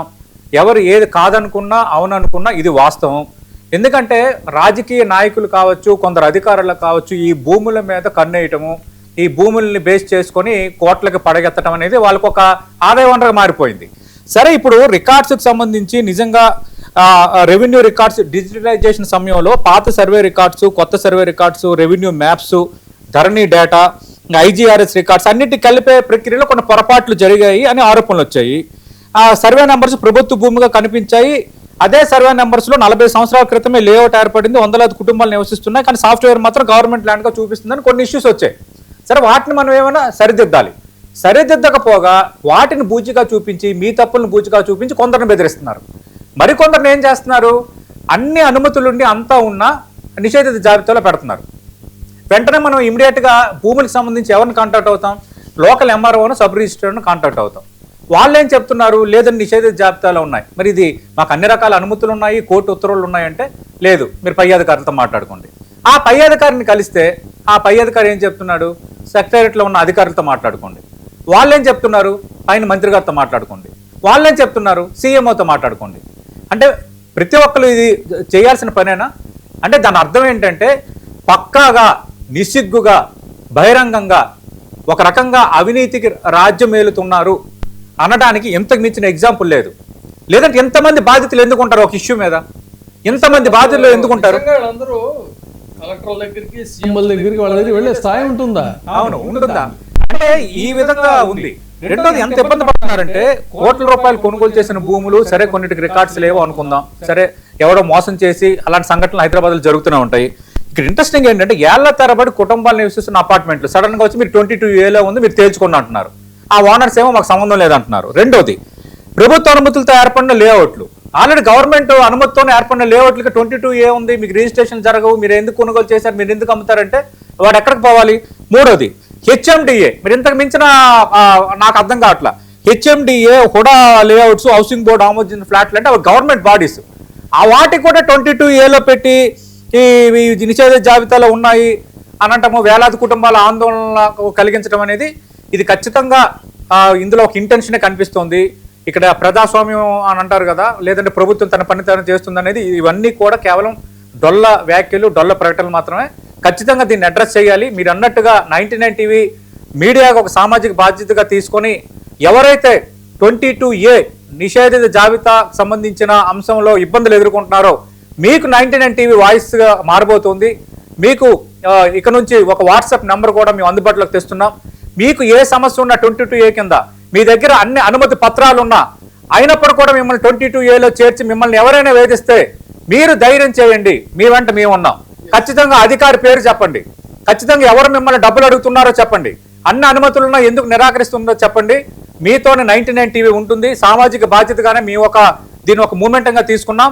అటు ఆంధ్రప్రదేశ్, ఇటు తెలంగాణ, ఈ 2 రాష్ట్రాల్లో 22A బాధితులందరికీ గొంతుకై నిలవబోతోంది 99 టీవీ. మీతో మేముంటాం, మీ సమస్యను ప్రభుత్వం దృష్టికి తీసుకువెళ్తాం. ప్రభుత్వం కనుక దిగి రాకపోతే ఖచ్చితంగా మనకి న్యాయస్థానాల మీద నమ్మకం ఉంది. కోర్టు అనుమతులను కూడా ధిక్కరిస్తున్నారు. రూల్ ఆఫ్ లా అనేది ఇంపార్టెంట్, రూల్ ఆఫ్ మ్యాన్ కాదు. హైకోర్టు ఇప్పటికే చాలా విషయాల్లో తీర్పులు ఇచ్చింది. ఇప్పుడు కనుక కోర్టు ధిక్కారానికి పాల్పడితే ఖచ్చితంగా బాధ్యులు అవుతారు, ఖచ్చితంగా కటకటాలు వెనక్కి వెళ్తారు. చాలా వ్యాలిడ్ పాయింట్. ఈ ప్రోగ్రాం చూస్తున్నటువంటి వాళ్ళు దీన్ని వెంటనే మీరు సబ్స్క్రైబ్ చేసుకొని కామెంట్స్ రూపంలో కూడా కామెంట్స్ చేస్తే ఆ కామెంట్స్ని కూడా మా డిపార్ట్మెంట్ అదంతా కూడా సేవ్ చేస్తుంది. తర్వాత మీకు ఒక నంబర్ ఇస్తాము. మీ బాధితులందరి తరఫున కూడా ఇందాక మా చీఫ్ ఎడిటర్ చెప్పినట్టు మీ బాధల్ని మా గొంతుకుగా వినిపించేటువంటి కార్యక్రమమే ఈ కార్యక్రమం. కాబట్టి ఇందులో ఇంకొక వ్యాలిడ్ పాయింట్, ఇందాక కోర్టు తీర్పుల గురించి. మళ్ళీ కోర్టు తీర్పులు ఏముందండి, ఏదో వస్తుంటాయని చెప్పని ఒక పెద్ద ఆయన అన్నట్ట. అయితే ఇక్కడ గమనించాల్సింది ఏంటంటే ఎంత తేలిగ్గా తీసుకుంటున్నారంటే ఇక్కడ వాళ్ళు ఏమనుకుంటున్నారు, ఏదో వైలేషన్ ఆఫ్ ఇది కంటెంప్ట్ ఆఫ్ కోర్ట్ ఏదన్నా వస్తే వాడు ఎవడో ఎంప్లాయీ ఆఫీసర్ ఉంటాడు, వాళ్ళ మీదకి వస్తుంది, మన దాకా రాదు. అక్కడ అతను ఏదో సస్పెండో పాడో చేస్తే బ్యాక్ డోర్ నుంచి ఇంకొక పొజిషన్ ఏదో ఇవ్వచ్చు అనుకుంటున్నారు. కానీ బట్ చట్టాలు అనేటువంటివి it is a double edged blade. Don't under estimate our honourable judiciary. ఇది ఎలా ఉంటుందంటే 1-2 ఎగ్జాంపుల్స్ చాలా బ్రీఫ్గా చెప్తాను నేను. సుప్రీంకోర్టు ఇచ్చినటువంటి ఒక హిస్టారికల్ జడ్జిమెంట్ ఏంటంటే విద్యాదేవి వర్సెస్ హిమాచల్ ప్రదేశ్ 2020లో ఇలాగే చేస్తే ఫస్ట్ అండ్ ఫార్మోస్ట్ ఏంటంటే ఇది ఒక violation of human rights. Welfare స్టేట్లో ఆస్తి హక్కు అనేటువంటిది ఫండమెంటల్ రైట్. చాలామందికి ఇక్కడ ఒక క్లారిఫికేషన్ కూడా నేను ఇవ్వదలుచుకున్నా. ఆస్తి హక్కు అనేది ఎక్కడ ఉందండి, ఇందిరాగాంధీ గారి టైంలోనే దాన్ని ఫండమెంటల్ రైట్లో రిపీల్ చేసేసారు అంటారు. కానీ తర్వాత ఏమైందంటే ఆర్టికల్ 300A మన చాప్టర్ 12లో తర్వాత దాన్ని ఆస్తి హక్కుగా రాజ్యాంగంలో 300A కింద చేర్చారు. రాజ్యాంగబద్ధమైనటువంటి హక్కు, ఆస్తి హక్కు, కాన్స్టిట్యూషనల్ రైట్, ఇది లీగల్ రైట్ కింద మార్చారు. సో దీని ప్రకారంగా చట్టబద్ధంగా ప్రభుత్వాలు కానీ వ్యక్తులు కానీ వాళ్ళ ఆస్తిని కబ్జా చేయటం, లాక్కోవటం అనేటువంటిది జరగదు యాజ్ పర్ 300A. సుప్రీంకోర్టు ఇది చాలా కేటగారికల్గా చెప్పింది. ఒక మహిళకు జరిగినటువంటి అన్యాయంలో కూడా చాలా స్ట్రింజెంట్ పనిష్మెంట్ అనేది ఇచ్చింది. సో ఇక్కడ ప్రజలు గమనించాల్సింది ఏంటంటే right to property is our fundamental right. Right to property అనేటువంటిది ఇట్ ఈస్ మన ఎవరైనా దీన్ని వైలేట్ చేస్తే వైలేషన్ ఆఫ్ హ్యూమన్ రైట్స్ కిందకు వస్తుంది. The right to property ceased to be a fundamental right by the constitution 44th Amendment, but 1978లో చేసిన however it continue to be a human right in the welfare of the state. The constitutional right under the Article 300A of the Constitution, Article 300A provides that no person shall be deprived of his property save by the authority of the law. The state cannot dispose a citizen of his property except in accordance with the procedure established by the law అనేటువంటిది ఇవాళ మనకి చట్టం స్పష్టంగా చెప్తుంది. మళ్ళీ కూడా చెప్తాను, ప్రస్తుతం ఆర్టికల్ 300A ప్రకారంగా ప్రజల యొక్క ఆస్తిని రాజ్యాంగంలో కొత్తగా చేర్చినటువంటి ఆర్టికల్ ఇది. దీని ప్రకారంగా ఎవరూ కూడా చట్టాన్ని ఉల్లంఘించి భూమిని లాక్కోవటం అనేటువంటిది సాధ్యం కాదు. దీని మీద చాలా జడ్జిమెంట్స్ ఉన్నాయి, హైకోర్టు జడ్జిమెంట్స్ ఉన్నాయి, తెలంగాణ ఏపీ హైకోర్టు జడ్జిమెంట్స్ ఉన్నాయి, సుప్రీంకోర్టు జడ్జిమెంట్స్ కూడా ఉన్నాయి. సో అంతేకాకుండా ఇతర రాష్ట్రాల జడ్జిమెంట్స్ కూడా ఉన్నాయి. సుప్రీంకోర్టు కీలక తీర్పు చెప్పాలంటే KT plantation private limited versus Karnataka ప్రభుత్వం, Kolkata municipal corporation versus others, తర్వాత అడ్వర్స్ పొజిషన్కి సంబంధించినటువంటి ఒక జడ్జిమెంట్, ఇలా there are so many judgements ఉన్నాయి. ఇవన్నీ కూడా మనకి చట్టాలు మనకు కల్పిస్తున్నటువంటి రక్షణ. కాబట్టి again I'm appealing all the sufferers, మీరందరూ బాధితులందరికీ కూడా 99 టీవీ తరఫున అప్పీల్ చేసేది ఏంటంటే, మీరు ఈ ప్రోగ్రామ్ చూస్తున్నట్టయితే, మీరు ఆ బాధితులైనట్టయితే ఇందులో మీరు ఇమీడియట్గా మీరు ఏం చేస్తారంటే 99 టీవీని సబ్స్క్రైబ్ చేయండి. రేపటి నుంచి ఒక నంబర్ ఇస్తాం, దానికి కూడా మీరు ఫోన్ చేసి మీ ఇష్యూస్ని మీరు చేసినట్టయితే దీన్ని ప్రాసెస్ అంచెలంచెలుగా దీనికి ఒక లీగల్ టీమ్ని పెడతాం, మీ ప్రాబ్లమ్స్ అన్నీ కూడా వింటాం. అయితే ఇప్పుడు పరిస్థితి చూసుకుంటే ఈ వాట్సాప్ నెంబరు ఏదైతే ఇస్తామో మీరు ఖచ్చితంగా మీ సమస్యని 2 నుంచి 3 నిమిషాల వ్యవధిలో మీరు వీడియోస్ కూడా పెట్టొచ్చు, ఆ వీడియోని కూడా టెలికాస్ట్ చేస్తాం. లేదంటే మీ సమస్యని టెక్స్ట్ రూపంలో పంపిస్తే మీ పేరుతో సహా దాన్ని టెలికాస్ట్ చేసే ప్రయత్నం చేస్తాం. అలాగే మా చీఫ్ అడ్వైజర్ విజయబాబు గారు చెప్పినట్టుగా మీ గొంతుకు అండగా ఉంటాం, మీ గొంతుకై ఉంటాం. అదే సందర్భంలో లీగల్ ఎయిడ్ ఇవ్వటం, ప్రభుత్వం దృష్టికి తీసుకువెళ్ళటం, జిల్లాల వారీగా ప్రభుత్వం దృష్టికి తీసుకువెళ్ళటం, ఒక సామాజిక బాధ్యతగా ప్రజా సమస్యలను తీర్చాలి. ప్రజలు ఇబ్బంది పడుతున్నారు ఒక ఇష్యూ మీద. ఇంతగా 2 తెలుగు రాష్ట్రాలు 2 కోట్ల మంది పైగా కుటుంబాలు ఎఫెక్ట్ అయ్యే ఈ అంశంకి సంబంధించి బాధపడుతున్నారు. కాబట్టి మీడియా అనే ఒక బాధ్యతగానే ఈ కార్యక్రమాన్ని మేము తీసుకుంటాం. ఇప్పుడు ప్రభుత్వమే అనుమతి ఇచ్చింది, హెచ్ఎండిఏ లేఅవుట్లు వేసింది, housing board plot, approved apartment, municipal permission, occupancy certificate అన్నీ ఉన్నా కూడా రిజిస్ట్రేషన్ ఎందుకు అయిపోతూ ఉంది? ఇది ఇక్కడ వాళ్ళు బాధితులు అడుగుతున్నటువంటి ప్రశ్న. సో ఇది ఇంతేకాకుండా హైదరాబాద్లో ఇప్పుడు ఇందాక చెప్పినట్టుగా ఒక ఫ్లరిష్ అవుతుందని చెప్పారు కదా, రిజిస్ట్రేషన్లు తగ్గిపోయాయి, బయ్యర్స్ వెనక్కి వెళ్ళిపోతూ ఉన్నారు. నిన్నటి దాకా పిలిచి ఇచ్చినటువంటి బ్యాంకులు ఇప్పుడు బ్యాంకు లోన్లో ఆపేస్తున్న పరిస్థితి. ఇన్వెస్టర్స్ భయపడిపోతున్నారు, మనకి ఎందుకు వచ్చిన గొడవలే, ఏ టైంలో ఏ పిడుగు పడుతుందో అని చెప్పని. బిల్డర్స్ ఎట్టి పరిస్థితుల్లో కొత్త ప్రాజెక్టులు అంటే మహాప్రభుని దండం పెడుతున్నారు. ఎందుకు ఈ పరిస్థితి దాపురించింది? సార్ ఇది రాష్ట్ర ప్రభుత్వానికి ఇబ్బందికర పరిస్థితి సార్. ఇదేదో కొంతమందికే జరిగిన అంశం అని కాదు. ఈ రోజు ఐటీ హబ్ అవనియండి, లేకపోతే ఫార్మాస్యూటికల్ అవనియండి, మీరు ఇందాక ప్రస్తావించినవన్నీ కూడా గ్లోబల్గా హైదరాబాద్ వైపు ప్రపంచం అంతా కూడా చూసే పరిస్థితి చూస్తున్నాం. అలాంటి పెద్ద పెద్ద పరిశ్రమలన్నీ కూడా హైదరాబాద్ వైపు చూస్తుంది. ఇలాంటి టైంలో ప్రతి అంశాన్ని కూడా ఏదో ఒక లిటిగేషన్ తోటి అందులో ఇరికిస్తే ఇక్కడికి వచ్చే వాళ్ళందరూ కూడా పక్క రాష్ట్రాలకు పోయే అవకాశం అయితే స్పష్టంగా కనిపిస్తుంది. సో ఇదంతా ఎందుకు జరిగింది? అసలు రెవెన్యూ రికార్డులు డిజిటలైజేషన్ చేసినప్పుడు జరిగిన తప్పులు ఇవి. అది ఎవరు చేశారు తప్పు? రెవెన్యూ డిపార్ట్మెంట్ చేసిన తప్పు. పాత రికార్డుని 40 సంవత్సరాల క్రితం నీకున్న నీ ఆస్తిని తీసుకువెళ్ళి అది డిజిటలైజ్ చేసినప్పుడు అందులో ఏమైనా చిన్న చిన్న పొరపాట్లు ఉంటే దాన్ని సరిచేయకుండా ఆ క్రమంలో దాన్ని తీసుకెళ్ళి 22A పెట్టడం. సో ఇలాంటి అంశాలన్నింటిలోని కూడా ఈరోజు చాలా మంది, కొన్ని వేల మంది నలిగిపోతున్న పరిస్థితి. సరే, ఇవన్నీ ఒక్క విషయం విజయబాబు గారు, ఇవేవి ప్రభుత్వాలకు కానీ రెవెన్యూ డిపార్ట్మెంట్కి కానీ తెలీదు అనుకుంటే తప్పులో కాలేసినట్టు. ఖచ్చితంగా వాళ్ళకి తెలుసు. తెలిస్తే ఎంత బిగిస్తే ఎంత వస్తుంది, ఎంత బిగిస్తే మనకు బాగుంటుంది. ఇదే విధంగా అంటే ఎవరి రేంజ్లో వాళ్ళు, ఆర్ఐ రేంజ్లో ఆర్ఐ వేస్తారు, ఎంఆర్ఓ రేంజ్లో ఎంఆర్ఓ వేస్తారు, సర్వేర్ రేంజ్లో సర్వేర్ రేంజ్ వేస్తారు. సో అక్కడ ఉన్న కాస్ట్ను పెట్టి ఎవరికి వాళ్ళు పంచుకునే పరిస్థితి. సో ఒక ఐస్ క్యూబ్ చేతిలో పెడితే అలాగా 10 మందికి ఇచ్చేసరికి అలా ఏ రకంగా ఉంటుందో ఈ రోజు భూముల పరిస్థితి కూడా ఆ రకంగానే తెలంగాణ రాష్ట్రంలో ఉండడం అన్నది చాలా బాధాకరమైన విషయం.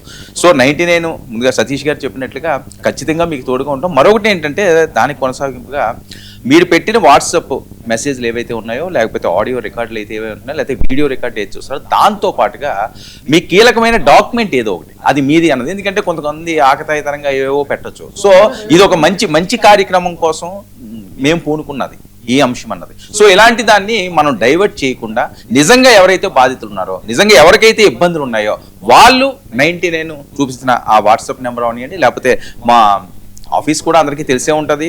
సిటీలో ఉన్న వాళ్ళకి పెద్దగా ఇబ్బంది ఉండదు, డైరెక్ట్గా కూడా మీరు వచ్చి కలవచ్చు. కానీ ఏదో ఒక డాక్యుమెంట్ ప్రూఫ్ అయితే ఖచ్చితంగా కావాలి. ఏ డాక్యుమెంట్ లేకుండా మా తాతగారిది ఎప్పుడు ఆస్తున్నదండి దాన్ని తీసుకొచ్చి ఇప్పుడు మీరు పెట్టండి అంటే ఆ రకమైన ఇబ్బంది మమ్మల్ని పెట్టొద్దు, మీరు పెట్టద్దు. అది రాంగ్గా మాత్రం దీన్ని డ్రైవ్ చేయొద్దు. సో సీరియస్గా ఉండాలి. సీరియస్గా ఉండి మీరు నిజంగా బాధపడితే దానికోసం ఎంత దూరమైనా మేము వెళ్ళడానికి సిద్ధంగా ఉన్నాం. సో మమ్మల్ని వేరేగా డైవర్ట్ చేసి ఇబ్బంది పెట్టే విధంగా మాత్రం ఆ రకంగా చేయొద్దు.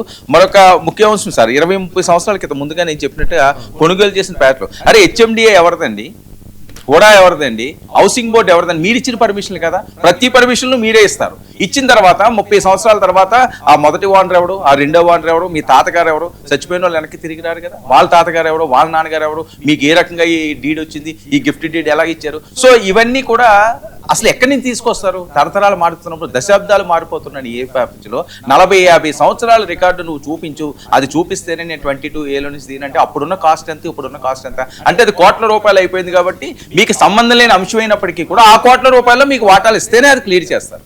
ఇది క్లియర్ కదా, క్లియర్ పిక్చర్, ఇది కనిపిస్తున్న అంశాలు, డాక్యుమెంట్స్ అన్ని చెప్తున్న అంశాలు. సో దీని నుంచి ప్రభుత్వం ఎంత త్వరగా పారదర్శకంగా బయటకు వస్తే కాంగ్రెస్ ప్రభుత్వానికి అంత మంచిది. ముఖ్యంగా అధికారులు కూడా చాలా మంది ఎవరెవరు ఉన్నారు ఏంటన్నది మాకు ఫోన్లు వస్తున్నాయి. సరే, మొదటి రోజు కాబట్టి ఇది ఇప్పుడే మేము అడుగు మొదలు పెట్టాం కాబట్టి పూర్తిగా వివరాలన్నీ కూడా చెప్పట్లేదు. ఇందులో ఎవరెవరు ఇన్వాల్వ్మెంట్ ఉందో, ఎవరెవరికి ఎంతంత అందుతున్నాయో అంత పక్కా రికార్డులతోటి, పక్కా ప్రూఫ్స్ తోటి మా దగ్గర ఉన్నాయి. కొంతమంది అన్నీ అని చెప్పట్లేదు. సో ఇక్కడి నుంచి మా అడుగులు వేరే రకంగా ఉంటాయి కాబట్టి ఎట్టి పరిస్థితుల్లో వెనకడుగేసే ప్రసక్తే లేదు. కాబట్టి పారదర్శకంగా పని చేయండి. ఎవరైతే ఇబ్బందుల్లో ఉన్నారో వాళ్ళకి సాయం చేయడానికి చూడండి, మంచి చేయడానికి చూడండి. లేదు మీ ద్వారా ఇలాగే ఉంటుంది అనుకుంటున్నాం అంటే మా అడుగులు వేరే రకంగా ఉంటాయనడంలో ఎటువంటి సందేహం లేదు. సో వేలాది మంది ఇబ్బందులు పడుతున్నారు ఈరోజు తెలంగాణ రాష్ట్ర వ్యాప్తంగా కూడా, ముఖ్యంగా అర్బన్ ప్రాంతాల్లో అయితే మరీ ఇబ్బందికర పరిస్థితులు ఉన్నాయి. మరి ప్రభుత్వం దృష్టి ఖచ్చితంగా వెళ్ళాలి సార్. మనం కూడా ప్రభుత్వం దృష్టికి తీసుకెళ్దాం. వాళ్ళకి తెలియపోవచ్చు కదా, మంత్రులకు కానీ ముఖ్యమంత్రులకు కానీ వాళ్ళకి తెలియపోవచ్చు. ఖచ్చితంగా మీ ముందుకు కూడా తీసుకొస్తాం సార్. ఎవరైతే రెవెన్యూ మినిస్టర్లు ఉన్నారో, ఎవరైతే సీఎం గారు ఉన్నారో మీ ముందుకు కూడా ఖచ్చితంగా పక్కా ఆధారాలతో మేము తీసుకొస్తాం. న్యాయం చేసే విధంగా వినండి. మీరు కూడా ప్రజల కోసమే సేవ చేయడానికి మిమ్మల్ని ఎన్నుకున్నారు కాబట్టి మీరు మాతో పాటు పాల్చుకుంటారని ఆశిస్తాం. So, ఇప్పుడు we are not going to confront with the government. It is not our intention. Being a professional journalist, it is our responsibility to focus and enlighten and expose the problems of the sufferers of the public. అదొకటే మన లక్ష్యం. So ఈ మనం అనుకున్న ఈ లక్ష్యం నెరవేరే దిశగానే కనిపిస్తోంది. Yeah. ఆల్రెడీ ఈ కార్యక్రమాన్ని వాచ్ చేస్తూ రాజ్యలక్ష్మి అనే ఒక బాధితురాలు ఇప్పుడే మనకు డాక్యుమెంట్స్ కూడా పంపించారు. మీరు చూడొచ్చు. రాజ్యలక్ష్మి గారు మీకు 99 టీవీ తరఫున ప్రత్యేక కృతజ్ఞతలు. అంటే వీరు ఒక గొంతుకై సమస్యను తీసుకొచ్చారు. అందరూ కూడా ఈ విధంగానే రావాలి. సంగారెడ్డిలో ఆమె ఒక భూమి కొనుగోలు చేశారు. అన్ని రకాల డాక్యుమెంట్లు ఉన్నాయి. ఇప్పుడు దాన్ని 22A కింద పెట్టారు కాబట్టి మీకు రిజిస్ట్రేషన్ కుదరదని చెప్తున్నారంట. ఆ భూమి ఎవరైతే అమ్మారో మరి మాకు సంబంధం లేదు కాబట్టి మీరు ఇచ్చిన అడ్వాన్స్ మేము తిరిగి ఇవ్వలేము, మీరు ఏదైనా రెవెన్యూ అధికారులతో తేల్చుకోండి అని చెప్తున్నారంట. రెవెన్యూ అధికారులు మాత్రం కొంత లంచం ఎక్స్పెక్ట్ చేస్తున్నారు అని డాక్యుమెంట్తో సహా ఇక్కడ పెట్టిన పరిస్థితి అయితే కనిపిస్తోంది. ఈ విధంగా మీరు డాక్యుమెంట్స్ వీటితో మీ వివరాలు అందించండి. ఖచ్చితంగా 99 టీవీ మరొకసారి చెప్తున్నాము, 1కి 100 సార్లు చెప్తున్నాం, మీతో ఉంటాం, మీ సమస్య తీరుస్తాం. జస్ట్ లైక్ ఇలాగే ఇంకొక కేసు చెప్తాను. ఇప్పుడు ఆవిడ చెప్పినట్టుగానే 1988లో ఒక ఫ్లాట్ కొనుగోలు చేశారు ఒక ఆవిడ. 1992లో ఇల్లు కట్టుకున్నారు.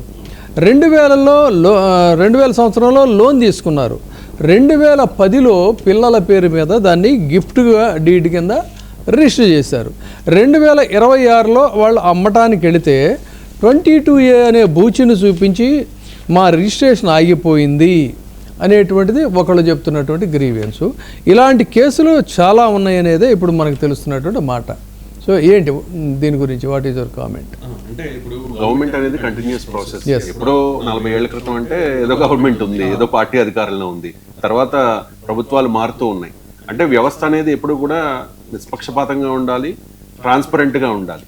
అప్పుడు అనుమతులు ఉన్నాయి, అప్పుడు 22A నిషేధిత జాబితా కాదు. మరి ఇప్పుడే ఎందుకు వచ్చింది అంటే అది ఇంటెన్షనల్గా, కక్షపూరితంగా, మీరు అన్నారు కదా ఇంతకుముందు క్యాష్ పూరితంగా అని చెప్పేసి, ఏదో ఒక రకమైన ఉద్దేశంతో చేసినట్టుగా మనకి ఇక్కడ స్పష్టంగా కనిపిస్తోంది. పెద్దలందరూ చెప్పినట్టుగా చాలా మంది లక్షల కుటుంబాలు ఇప్పుడు సఫర్ అవుతూ ఉన్నాయి. అంటే అక్కడ అంటే వేరే వాళ్ళకి అమ్మాలన్నా లేకపోతే దాన్ని ఏం చేయాలన్నా కూడా ఇబ్బంది పడుతున్న పరిస్థితి కనిపిస్తోంది. అండ్ విజయబాబు గారు, ఇప్పుడేమో ఉన్న సిటీ కాదు ఇంకా ఎక్స్పాండ్ అవుతోంది. మన రేవంత్ రెడ్డి గారు ఆల్రెడీ ఫ్యూచర్ సిటీ అంటున్నారు, అక్కడ నుంచే కార్యకలాపాలు అంటూ ఉన్నారు. అండ్ విశ్వనగరంగా కూడా ఉంది, చాలా మంది ఇన్వెస్టర్స్ వస్తూ ఉన్నారు. 2034 వరకు నేనే సీఎం అని కూడా రేవంత్ రెడ్డి పదే చెప్తూ ఉన్నారు.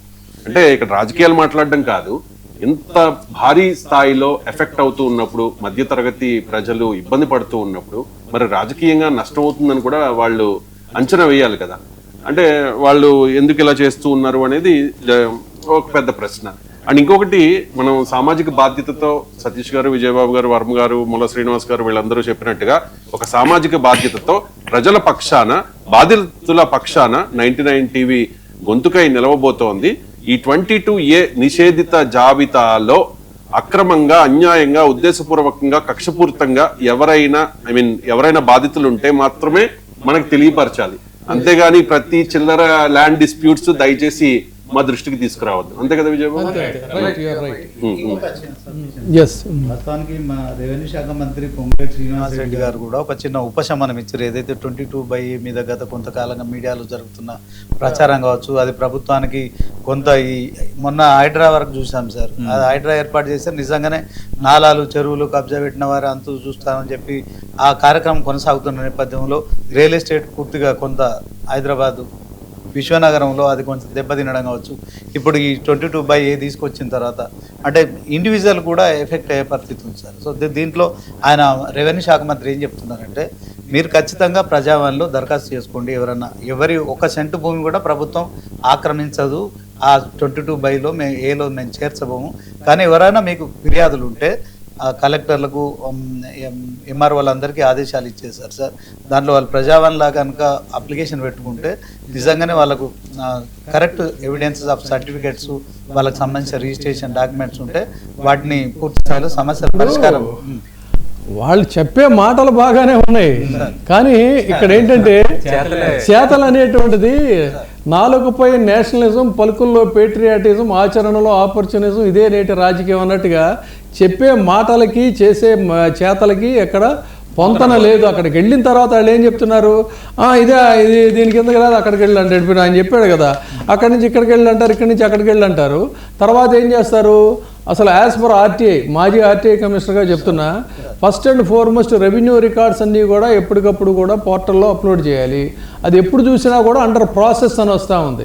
వీళ్ళు ఎవరైనా దాంట్లో ఓపెన్ చేసుకొని చూసుకుందామంటే ఏ 22A అనేది అయితే సమస్య చెప్తున్నారో, నాది నిజంగా ఇది 22Aలో ఉందా అని చూసుకుంటే ఆ పోర్టల్ ఓపెన్ కాని పరిస్థితి అంటే it is violation of the act. అది ఒక ప్రధానమైనటువంటి అంశం. సో ఇక్కడ మనం చెప్తుంది ఏంటంటే అగైన్ అండ్ అగైన్ ఇవన్నీ కూడా ఈ ఇష్యూస్ నిజంగా మీరేమి చేయలేదంటున్నారు కాబట్టి, చేయకపోతే ఇన్ని లక్షల మంది బాధితులు ఎలా ఉంటారు? ఒకవేళ వాళ్ళకి అవసరం ఏంటి మీ మీద ఇన్ని ఆరోపణలు వాళ్ళేమో రాజకీయ నాయకులు కాదు, రాజకీయ కార్యకర్తలు కాదు, సగటు కుటుంబాలకు సంబంధించినటువంటి వాళ్ళు. వాళ్ళు చెప్తున్నటువంటి మాట, సార్ ఇట్లా వెళితే మమ్మల్ని ఇక్కడికి నుంచి అక్కడికి వెళ్ళమంటున్నారు, అక్కడి నుంచి ఇక్కడికి వెళ్ళమంటారు, ఆయన దగ్గరికి వెళ్ళి సెటిల్ చేసుకోమంటే ఇంత డిమాండ్ చేస్తున్నాయి. ఎంత హ్యూజ్ అమౌంట్స్ అంటే, ఇంకొక కేసు చెప్తాం మన దృష్టికి వచ్చింది. అంటే ఇవన్నీ కూడా మనం వినవచ్చినటువంటి మాటలు. So it is very clear. వాళ్ళు చెప్పినటువంటి మాట ఏంటంటే, ఒక కంప్లీట్ అయిపోయిన వెంచర్కి కోర్టు ఆర్డర్ కూడా ఉన్నటువంటి వెంచర్కి I was told that they demanded 50 crores of rupees. 50 crores of rupees అంటే ఇది ఎప్పుడో పాత వెంచరు, అది అంచెలంచెలుగా కంప్లీట్ అయింది. వాళ్ళు బ్యాంకులకు వెళ్ళారు, లోన్లు తెచ్చుకున్నారు, కొంతమంది అన్ఫినిష్డ్గా ఉన్న ఆక్యుపై చేసుకున్నారు, కొంతమందికి రిజిస్ట్రేషన్లు అని, కొంతమందికి ఉన్నట్టుండిగా ఆగిపోతే వాళ్ళు చెప్తున్న మాట ఏంటి, అసలు మొత్తం కడితేనే మాకు 50 కోట్ల లాభం దీని మీద ఉండదు, అలాంటిది మీకు ఇక్కడ ఇచ్చుకోవాలంటే ఎక్కడి నుంచి తేవాలి, ఇది ఎలా సాధ్యం అనేది. So if it is right, మీరు జనం ఆలోచించాలి. ఇలాంటి కేసెస్ చాలా ఉన్నాయి, మరి ఇదంతా కూడా న్యాయమే కదా. ఇది రేపు పొద్దున ఇందాక మన రవిశంకర్ చెప్పినట్టు ఎండ్ ఆఫ్ ది డే ఇదేదో 10ల సంఖ్యలోనో 100ల సంఖ్యలోనో అనుకుంటున్నారు, ఏముందిలే అనుకుంటే కాదు. ఖచ్చితంగా ఇది లక్షల్లో బాధితులు ఉన్నారు, వాళ్ళ కుటుంబ సభ్యులు ఉన్నారు, వాళ్ళ తాలూకు బంధువులు ఉంటారు. ఇది అండర్ కరెంట్గా మీ ప్రభుత్వం మీద పడేటువంటి ఒక ఇంపాక్ట్ కాబట్టి this will be effected to the image of the government.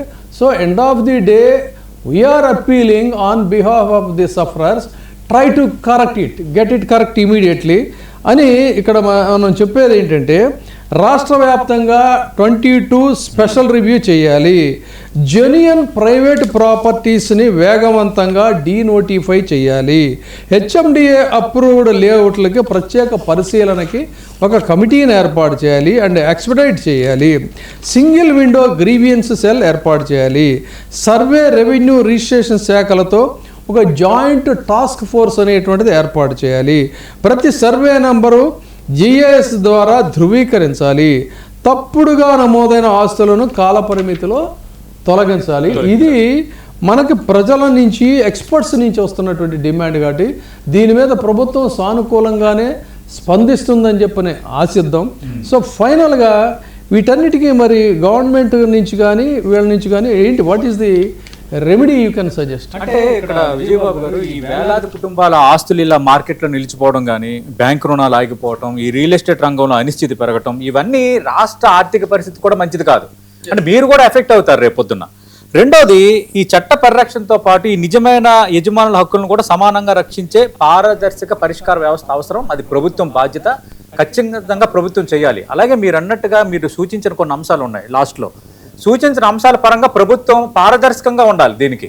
ఇక్కడ ఎందుకంటే పేర్లు వస్తున్నవి పెద్ద తలకాయలు. సరే, మంత్రి పొంగులేటి శ్రీనివాసరెడ్డి ఒక పాజిటివ్ డెసిషన్ తీసుకున్నారు, అంతా బాగానే ఉంది. కానీ ఫీల్డ్ లెవెల్ అది జరుగుతుందా? జరిగితే ఇంత సమస్య ఎందుకు వచ్చింది? పెద్ద తలకాయల పేర్లు ఎందుకు వినిపిస్తున్నాయి? అందరూ మీరు అన్నారు ఒక ఇష్యూకి సంబంధించి 50 కోట్లు డిమాండ్ చేస్తున్నారంటే, కోర్టు ఆర్డర్ ఉంది, అన్ని అనుమతులు ఉన్నాయంటే, మరి ఇంతకు మించిన బరితెగింప. అందుకు ఖచ్చితంగా ప్రభుత్వం ఒక ఇనిషియేటివ్గా తీసుకోవాలి, ఈ ప్రజా సమస్యని పరిష్కరించాలి. మీరు సూచించిన అంశాలని, 99 టీవీ సూచించిన అంశాలని పరిగణలోకి తీసుకోవాలి. ఇది ప్రభుత్వానికి వ్యతిరేకంగా యుద్ధం కాదు, ఇది ప్రజల తరపున చేస్తున్న యుద్ధం, ప్రజా సమస్యల పరిష్కారానికి చేస్తున్న యుద్ధం. ప్రభుత్వం కూడా ప్రజా సమస్యల పరిష్కారానికి ఉంది కాబట్టి మన బాధ్యతగా మనం వాళ్ళ దృష్టికి తీసుకువెళ్తున్నాం.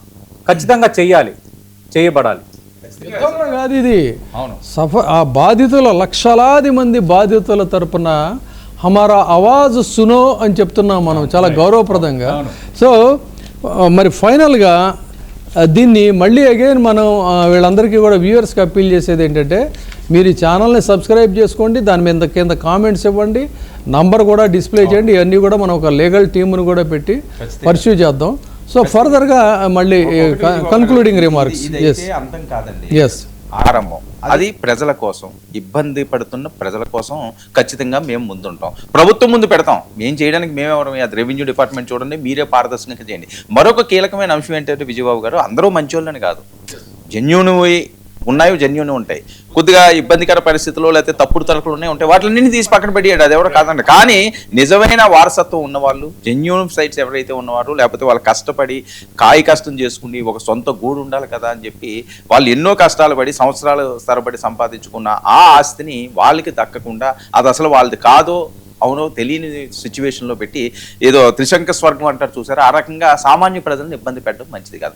మరొక వైపు సతీష్ గారిగా చెప్పినట్లుగా రాష్ట్రాల్లో ఖచ్చితంగా హైదరాబాదు మహానగరానికి పెట్టుబడిదారులు ఎంత అద్భుతంగా ఉంటాయో, ఎన్ని లక్షల కోట్లు వస్తుంటాయో వేరే చెప్పాల్సిన అవసరం లేదు. మీరు ఎక్స్పాండ్ చేద్దాం అనుకుంటున్నారు, ఇది భారతదేశంలో ఒక గొప్ప రాష్ట్రంగా దీన్ని తీర్చిదిద్దాం అనుకుంటున్నారు. అది తీర్చిదిద్దుకోవాలనుకుంటే ఇలాంటి వాటిలన్నింటినీ కూడా పారదర్శకంగా చేయాల్సిన అవసరం ఉంటుంది. అమ్మో వీళ్ళకి ఎందుకు బాబు అక్కడ వెళ్ళి ఓ పెట్టుబడి పెట్టాం, సరే ఒక 100 కోట్లు పెట్టుబడి పెట్టాం, 100 కోట్లు పెట్టుబడి పెట్టిన తర్వాత అది అతనితో కాదో, అది అవుతుందో అవదో, రిజిస్ట్రేషన్ అవుతుందో లేదో, అక్కడ మన కంపెనీ స్థాపిస్తే ఎవరొచ్చి మీదన పడతారో, సో ఇలాంటివన్నీ కూడా ఇందులో నుంచి బయటికి రావాల్సిన అవసరం ఉంది. దీన్ని పారదర్శకంగా చేయాల్సిన అవసరం ఉంది. అధికారులు కూడా మీకు జీతాలు ఇచ్చేవి సరే, అవినీతి అన్నది ఎవరో చెప్పినా ఎవరో ఆపుదామన్నా ఆపేది కాదు. కానీ పని చేసేటప్పుడు కాస్త ఒళ్ళు దగ్గర పెట్టుకుని పరిస్థితులను అవగాహన చేసుకుని ప్రజలకి నొప్పి కలిగించకుండా ఉండే విధంగా ఆ రకంగా మీరు కూడా అడుగులు వేస్తే అంతా మంచిగా జరుగుతుంది. లేదు అనుకుంటే అది వేరే రకంగా ఉండే అవకాశం ఉంటుంది. 99 మాత్రం ఇది పూర్తి స్థాయిలో దీని అంతు తేల్చే వరకు, దీని నిగ్గు తేల్చే వరకు, ఇది ప్రజలకి ఇది మా గొంతుకురా, మా గొంతుకు వీళ్ళు వినిపించారా అన్నంత వరకు, వాళ్ళకి న్యాయం జరిగే వరకు మాత్రం వెనక్కి తగ్గే ప్రసక్తే లేదని మరొకసారి చెప్తాను. ప్రత్యేక కథనాలు, అలాగే ప్రత్యేక అనాలిసిస్లు, అలాగే బాధితులు సంబంధించిన ప్రత్యేక స్టోరీలు ఇవన్నీ కూడా 99 టీవీలో ప్రసారం అవుతాయి. ఖచ్చితంగా 99 టీవీ ఒక బాధ్యతగా తీసుకుంది. ఆ బాధ్యతలు మీరు భాగమవ్వండి. 22A బాధితులకు 99 టీవీ ఉంది, ఉంటుంది. అంటే ఇది 99 టీవీ అనేది అందరికీ తెలుసు. అన్ని పార్టీల ప్రతినిధులు మా చర్చా కార్యక్రమాల్లో పాల్గొంటారు. మాది న్యూట్రల్ ఛానల్, ఏ పార్టీకి కొమ్ము కాసే ఛానల్ కాదు, ప్రజల పక్షాన ఉండే ఛానల్. కాబట్టి ప్రభుత్వం మీద చేసే ఈ పోరాటం ప్రభుత్వానికి ఎగెయిన్స్ట్ గా చేసేది కాదు, పర్టికులర్ గా ఏ పార్టీకి చేసేది కాదు, ప్రజల పక్షాన మాత్రమే చేసేది. సోషల్ మీడియాలో మనం చూస్తూ ఉంటే కనుక ఈ మధ్యకాలంలో హైడ్రా భూముల్ని కూడా అమ్మేయడానికి ప్రభుత్వం సిద్ధమవుతోంది కదా. భూమి అనేది తరతరాలకి తర్వాత వారసులకి హక్కు ఉంటుంది. ఓకే, అంటే ప్రభుత్వం నడపడానికి మీరు భూమి అమ్ముకున్నారు, కానీ పార్టీ నడపడానికి మీరు ఎవరి పొట్టా కొట్టద్దు, ఎవరి భూమిని నిషేధిత జాబితాలో చేర్చద్దు అని చెప్పి సోషల్ మీడియాలో పెద్ద ఎత్తున క్యాంపెయిన్ కూడా ఒకటి నడుస్తుంది. విజయబాబు గారు, అంటే ప్రజల నాడిని మనం అర్థం చేసుకోవాలి. మనకి ఈ కార్యక్రమం తీసుకున్న క్రమంలో మనకు వాట్సాప్ మెసేజ్లు కూడా వస్తున్నాయి. సో మంచి కార్యక్రమం తీసుకున్నారు. ఒక లీగల్ టీంను కూడా మీరు ఏర్పాటు చేయండి, ఒక లీగల్ సెల్ని ఏర్పాటు చేసి ఒక టోల్ ఫ్రీ నెంబర్ ఇవ్వండి. మీరు మాకు బాసటగా నిల్చున్నందుకు చాలా ధన్యవాదాలు. 99 టీవీ తెలంగాణలో కాదు, ఆంధ్రప్రదేశ్లో కూడా, 2 రాష్ట్రాల్లో కూడా ఈ 22/Aతో చాలామంది బాధితులు ఉన్నారు కనుక, సో ఆ బాధితులంతా ఎక్కడికి వెళ్ళాలి, ఏం చేయాలో, వాళ్ళ గోడు ఎవరు వింటారో తెలియక చాలామంది ఇబ్బంది పడుతున్నారు. అనేక మీడియా సంస్థలు ఉన్నప్పటికీ కూడా మరి ఈ సమస్యలకు పరిష్కారం దొరకట్లేదు. సో ఈ సమస్యల పరిష్కారానికి మీరు ముందుకు వచ్చినందుకు మీకు ధన్యవాదాలు చెప్పుకుంటున్నాం. ఖచ్చితంగా ఒక లీగల్ సెల్ని ఏర్పాటు చేసి ఒక టోల్ ఫ్రీ నెంబర్ ఇస్తే ఖచ్చితంగా మా సమస్యలు మీ దృష్టికి తీసుకొస్తాం. సో సాధ్యమైనంత వరకు మీరు ప్రజల వాణిని వినిపిస్తున్నారు కనుక మా గోడు కూడా పట్టించుకోండి అని కూడా మనకు మెసేజ్లు వస్తున్నాయి సార్, వీడియోలు కూడా తీసి పెడుతున్నారు. సో రైట్, మనం చూసాం కదా 99 టీవీ 22A ఇబ్బందులు, ప్రజా సమస్యల పైన గలమెత్తే క్రమంలో భాగంగా ఈరోజు ఈ కార్యక్రమం మా ఎడిటర్స్ టీం మొత్తం ఈ కార్యక్రమంలో పాల్గొన్నాం. అలాగే మా యొక్క అభిప్రాయాలు తెలియజేశాం, మా అప్పీల్ కూడా చేశాం. ఇక నుంచి ప్రత్యేక కథనాలు ప్రసారం అవుతాయి. అలాగే మీ యొక్క సమస్యని మా సమస్యగా భావించి ప్రభుత్వం దృష్టికి తీసుకువెళ్ళటం, పరిష్కారం చూపించడం అనేది జరుగుతుంది. మరి కాసేపట్లో ప్రత్యేక డిబేట్ ప్రసారం అవుతుంది.